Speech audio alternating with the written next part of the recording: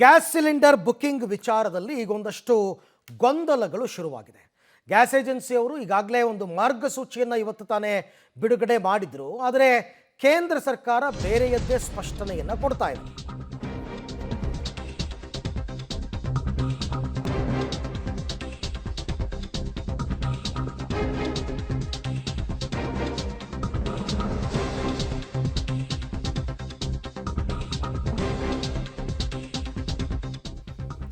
Booking ಅವಧಿಯನ್ನು ನಿಗದಿಗೊಳಿಸಲಾಗಿತ್ತು ಇವತ್ತು ಬೆಳಿಗ್ಗೆ, ಆದರೆ ಬದಲಾಗಿಲ್ಲ ಅಂತ ಕೇಂದ್ರ ಸ್ಪಷ್ಟನೆಯನ್ನು ಕೊಡ್ತಾ ಇದೆ. ನಗರ ಪ್ರದೇಶಗಳಲ್ಲಿ 25 ದಿನಕ್ಕೆ ಒಂದು ಸಿಲಿಂಡರ್, ಗ್ರಾಮೀಣ ಪ್ರದೇಶದಲ್ಲಿ 45 ದಿನಕ್ಕೆ ಬುಕ್ಕಿಂಗ್ ಅವಧಿಯನ್ನು ನಿಗದಿ ಮಾಡಲಾಗಿದೆ. ಸೊ ಕೇಂದ್ರದ ಸೂಚನೆ ಬೆನ್ನಲ್ಲೇ ಮತ್ತೆ ಹಳೆಯ ಪದ್ಧತಿ ಮುಂದುವರಿಕೆಯಾಗುವ ಸಾಧ್ಯತೆ ಇದೆ. ಈ ಗ್ಯಾಸ್ ಸಿಲಿಂಡರ್ ಬುಕ್ಕಿಂಗ್ ವಿಚಾರದಲ್ಲಿ ಒಂದು ಗೊಂದಲ. ಇವತ್ತು ಬೆಳಗ್ಗೆ ಅಷ್ಟೇ ಡಿಸ್ಟ್ರಿಬ್ಯೂಟರ್ಗಳಿಂದ ಹೊಸ ಮಾರ್ಗಸೂಚಿಯನ್ನು ಬಿಡುಗಡೆಗೊಳಿಸಲಾಗಿತ್ತು. ಬುಕ್ಕಿಂಗ್ ಅವಧಿ 25ರಿಂದ 35 ದಿನಕ್ಕೆ ಹೆಚ್ಚಿಸಿ ಮಾರ್ಗಸೂಚಿಯನ್ನು ಹೊರಡಿಸಲಾಗಿತ್ತು. ಆದರೆ ಬುಕ್ಕಿಂಗ್ ಅವಧಿ ಬದಲಾಗಿಲ್ಲ ಅಂತ ಕೇಂದ್ರ ಸರ್ಕಾರ ಸ್ಪಷ್ಟನೆಯನ್ನು ಕೊಟ್ಟಿದೆ. ನಗರ ಪ್ರದೇಶಗಳಲ್ಲಿ 25 ದಿನ ಆಗಬೇಕು ಡಬಲ್ ಸಿಲಿಂಡರ್ ಇರೋರಿಗೆ, ಗ್ರಾಮೀಣ ಪ್ರದೇಶಗಳಲ್ಲಿ 45 ದಿನಕ್ಕೆ ಬುಕ್ಕಿಂಗ್ ಅವಧಿಯನ್ನು ನಿಗದಿಗೊಳಿಸಲಾಗಿದೆ. ಸೊ ಈ ರೂಲ್ಸ್ ಬದಲಾಗಿರ್ತಕ್ಕಂಥದ್ದು ಸ್ವಲ್ಪ ಗೊಂದಲಕ್ಕೆ ಕಾರಣವಾಗಿದೆ. ಈಗ ಕೇಂದ್ರ ಸರ್ಕಾರವೇ ಸ್ಪಷ್ಟನೆ ಕೊಟ್ಟಿರೋದ್ರಿಂದ ಕೇಂದ್ರದ ಸೂಚನೆ ಬೆನ್ನಲ್ಲೇ ಮತ್ತೆ ಹಳೆಯ ಪದ್ಧತಿ ಮುಂದುವರಿಕೆಯಾಗುವಂತಹ ಸಾಧ್ಯತೆ ಇದೆ. ಬಟ್ ಈ ಗೊಂದಲ ಯಾಕಾಯಿತು, ಇದು ಪ್ರಶ್ನೆ. ಹಾಗಾದರೆ ಕೇಂದ್ರದ ಮಾರ್ಗಸೂಚಿ ಅದನ್ನು ವೈಲೇಟ್ ಮಾಡಿ ಇವರು ನಿಗದಿ ಮಾಡಿದ್ರಾ ಗ್ಯಾಸ್ ಡಿಸ್ಟ್ರಿಬ್ಯೂಟರ್ಗಳು ಅಂತಕ್ಕಂಥ ಪ್ರಶ್ನೆ. ಮೊದಲು ಹೇಗಿತ್ತು ಅಂತಂದರೆ, ಅದು ಸಿಂಗಲ್ ಬಾಟಲ್ ಕನೆಕ್ಷನ್ ಆಗಿರ್ಬೋದು, ಡಬಲ್ ಬಾಟಲ್ ಕನೆಕ್ಷನ್ ಆಗಿರ್ಬೋದು, ಮೊದಲು 25 ದಿನ ಆದಮೇಲೆ ಬುಕಿಂಗ್ ಮಾಡ್ತಾ ಇದ್ರು. ಅಂದರೆ ಡೆಲಿವರಿ ಆದಮೇಲೆ 25 ದಿನ ಆದಮೇಲೆ ಬುಕಿಂಗ್ ಮಾಡ್ತಾ ಇದ್ರು. ಈಗ ಕೆಲವು ಬದಲಾವಣೆಗಳಾಗಿದೆ. ಏನು ಬದಲಾವಣೆಗಳಂತ ಹೇಳ್ತೀನಿ. ಸಿಂಗಲ್ ಬಾಟಲ್ ಕನೆಕ್ಷನ್ ಅಂದರೆ SBC 14.2 kg ಸಿಲಿಂಡರ್ ತಗೊಂಡಿರೋರು ಅವರು ಇನ್ಮೇಲೆ 25 ದಿನ ಆದಮೇಲೆ ಬುಕಿಂಗ್ ಮಾಡ್ಬೋದು. ಹಾಗೆ 5 kg ಸಿಲಿಂಡರ್ ಇರುವಂಥವರು 9 ದಿನಗಳಾದಮೇಲೆ ಬುಕಿಂಗ್ ಮಾಡ್ಬೋದು. 10 kg ಕಾಂಪೋಸಿಟ್ ಅಂದರೆ ಫೈಬರ್ ಸಿಲಿಂಡರ್ ಇವರು 18 ದಿನಗಳ ಆದಮೇಲೆ ಬುಕಿಂಗ್ ಮಾಡಬೇಕು.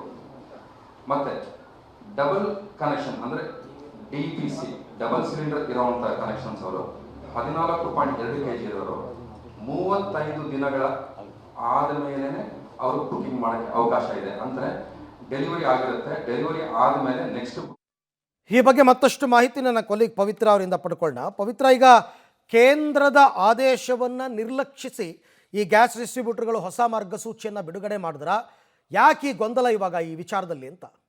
ಅರವಿಂದ್, ಇವತ್ತು ಅಂದರೆ ನಿನ್ನೆ ತಡರಾತ್ರಿ ಮಾಡಿರುವಂತಹ ಮಾರ್ಗಸೂಚಿ ಅದು. ಸೊ ತಡರಾತ್ರಿ ಒಂದಿಷ್ಟು ಬದಲಾವಣೆಯನ್ನ ಮಾಡಿದ್ರು. ಜೊತೆಗೆ ಅದರಲ್ಲಿ ಕ್ಲಿಯರ್ ಆಗಿ ಮೆನ್ಷನ್ ಮಾಡಿದ್ರು ಡಿಸ್ಟ್ರಿಬ್ಯೂಟರ್ಸ್ಗಳು ಇದು ಹೊಸ ಮಾರ್ಗಸೂಚಿ ಅನ್ನುವಂತಹ ರೀತಿಯಲ್ಲಿ ಮಾಡಿದ್ರು. ಅಂದರೆ ಅದರಲ್ಲಿ ಒಂದಿಷ್ಟು ಬದಲಾವಣೆ, ಅಂದರೆ 25 ದಿನಗಳು ಏನಿತ್ತು ನಗರ ಪ್ರದೇಶದಲ್ಲಿ ಅದು ಹಾಗೆ ಇತ್ತು, ಜೊತೆಗೆ 45 ಗ್ರಾಮೀಣ ಭಾಗದಲ್ಲಿ ದಿನಗಳು ಏನಿತ್ತು ಅದು ಹಾಗೆ ಇತ್ತು. ಬಟ್ ಅದರಲ್ಲಿ ಒಂದಿಷ್ಟು, ಅಂದರೆ ಸಿಂಗಲ್ ಸಿಲಿಂಡರ್ ಇಟ್ಕೊಂಡವ್ರಿಗೆ ಇಂತಿಷ್ಟು ದಿನ, ಜೊತೆಗೆ ಡಬಲ್ ಸಿಲಿಂಡರ್ ಇಟ್ಟುಕೊಂಡವ್ರಿಗೆ ಇಷ್ಟು ದಿನ ಅನ್ನುವಂತಹ ಒಂದು ಮಾರ್ಗಸೂಚಿಯ ವಿವರವನ್ನ ಅದರಲ್ಲಿ ಹಾಕೊಂಡಿದ್ರು. ಜೊತೆಗೆ ಉಜ್ವಲ್ ಯೋಜನೆಯಡಿ ಯಾವ ರೀತಿ ನಿಯಮಾವಳಿ ಇದೆ ಆ ರೀತಿಯ ಮಾರ್ಗಸೂಚಿಗಳನ್ನ ಹೊರ ತಂದ್ರು. ಸೊ ಯಾವಾಗ ಇದಾಯಿತು ಅದು ದೊಡ್ಡ ಮಟ್ಟದ ಸಂಚಲನವನ್ನ ಮೂಡಿಸಿತು. ಜನ ಕೂಡ ಆತಂಕಕ್ಕೆ ಒಳಗಾದ್ರು.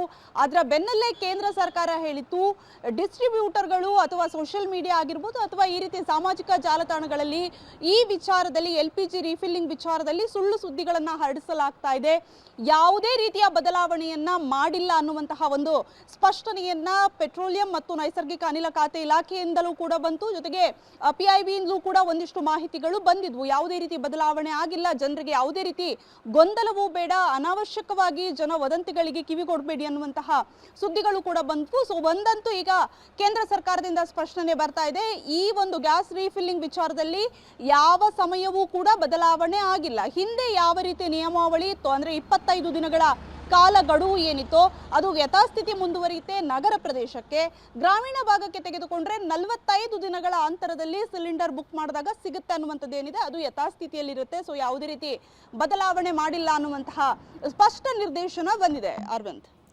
ಆದರೆ ಈಗಾಗಲೇ ಆಲ್ರೆಡಿ ಗ್ಯಾಸ್ ಸಿಗ್ತಾ ಇಲ್ಲ, ತೊಂದರೆನಲ್ಲಿದ್ದಾರೆ ಗ್ರಾಹಕರು. ಏಜೆನ್ಸಿ ಅವರು ಒಂದು ಹೇಳ್ತಾರೆ, ಈ ಥರದ ಗೊಂದಲ ಇರಬೇಕಾದ್ರೆ ಮತ್ತೆ ಮೇಲಿಂದ ಮೇಲೆ ಈ ಥರದ ಗೊಂದಲಗಳು ಯಾಕೆ ಸೃಷ್ಟಿ ಆಗ್ತಾ ಇದೆ ಅಂತ ಪವಿತ್ರ? ಒಂದು ಈಗ ಡಿಸ್ಟ್ರಿಬ್ಯೂಟರ್ಸ್ಗಳು ಹೇಳ್ತಾ ಇರುವಂಥದ್ದು ನಮ್ಮ ಸಾಫ್ಟ್ವೇರ್ನಲ್ಲೇ ಅದು ತೋರಿಸ್ತಾ ಇದೆ ಒಂದು ಬದಲಾವಣೆ. ಹಾಗಾಗಿ ನಾವು ಆ ಸಾಫ್ಟ್ವೇರ್ನಲ್ಲಿ ಏನು ತೋರಿಸ್ತಾ ಇದ್ವಿ ಅದು ಕೇಂದ್ರ ಸರ್ಕಾರದ ಆ ರೀತಿಯ ನಿಯಮದಲ್ಲೇ ಬರುತ್ತೇನೋ ಅನ್ನುವಂತಹ ಮಾಹಿತಿಯನ್ನು ಈಗ ಅವ್ರು ಕೊಡ್ತಾ ಇದ್ದಾರೆ. ಸೊ ಒಟ್ಟಾರೆಯಾಗಿ ಇದು ಕನ್ಫ್ಯೂಷನ್ಗೆ ಈಡಾಗಿರುವಂಥದ್ದು ಹೌದು. ಯಾಕಂದರೆ ಈಗ ಅವರು ತುಂಬ ಜನ ಹೇಳ್ತಾ ಇದ್ದಾರೆ, ಜೊತೆಗೆ ಸ್ಕ್ರೀನ್ ಶಾಟ್ ಸಮೇತ ಒಂದಿಷ್ಟು ಗ್ರಾಹಕರು ಕೂಡ ಕಳಿಸ್ತಾ ಇದ್ದಾರೆ.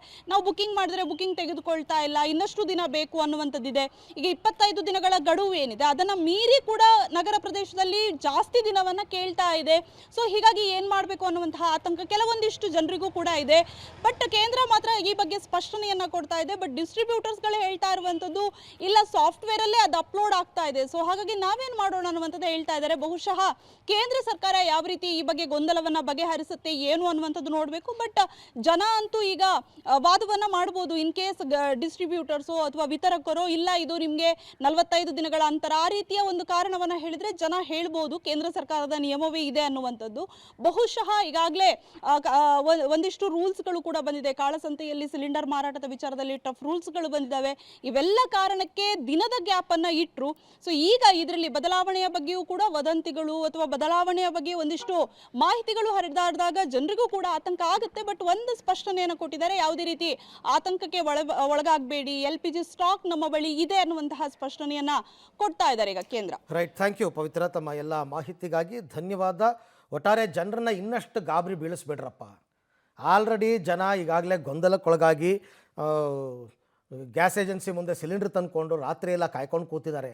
ಅದರ ಮಧ್ಯದಲ್ಲಿ ನೀವು ಇನ್ನೊಂದಷ್ಟು ಗೊಂದಲ ಮಾಡಿದ್ರೆ ಪಾಪ ಎಲ್ಲಿ ಹೋಗಬೇಕು ಗ್ರಾಹಕರು?